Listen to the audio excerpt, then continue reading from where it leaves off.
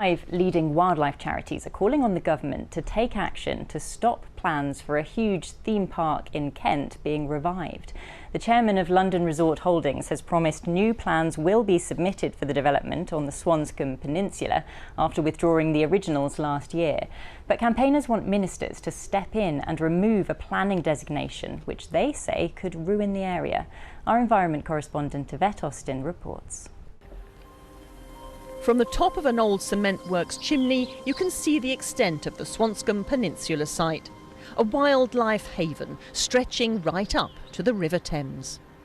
Well, the Swanscombe Peninsula, it's this fantastic mosaic of habitats. You've got grasslands and scrub and wetlands and loads of flowers, all of which has thrived on the industry that used to happen here. Old cement works and landfill and water treatment work, and all these years of disturbance have just created this fantastic mosaic of different habitats that's able to support thousands and thousands of species. But for more than 10 years now, many local residents and businesses have feared that a huge theme park will be built here.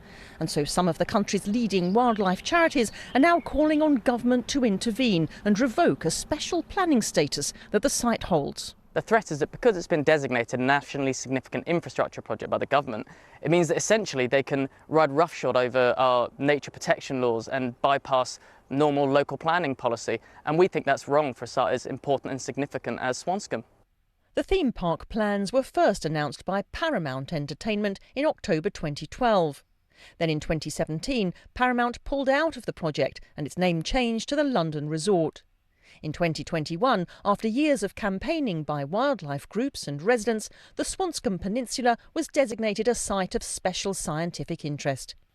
A big step towards the site's preservation, but not a final one. What conservationists want is for the site to become a designated nature reserve, but that's unlikely to happen all the time the proposed theme park is classed as a national significant infrastructure project. If we lost this site, it would be devastating. It would be devastating to the 2,000 species that live here. It would be devastating to the community who need spaces like this for their health and their well-being. We're so built up here, we haven't got enough green spaces, and this is just a fabulous asset. It absolutely must stay, and it should be open for everyone. Since the park plans were first announced, conservationists say they've learned a lot more about how special the site is.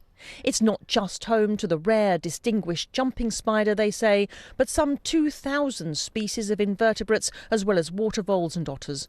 But with many millions of pounds already invested in the project by the London Resort, the controversy is set to continue for some time yet. Well, Yvette is in Swanscombe for us this evening. Yvette, no word from London Resorts today then. What's the government had to say about it?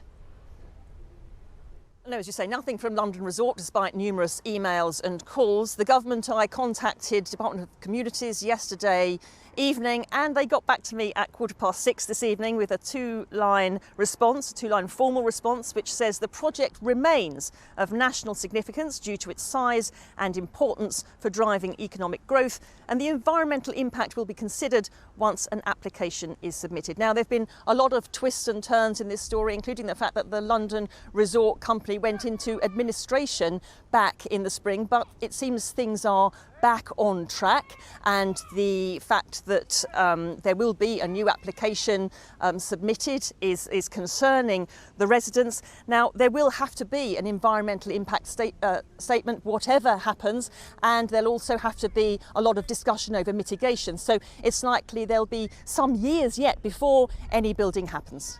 Lots of twists and turns, and it sounds like more to come. Thanks, Yvette there in Swanscombe.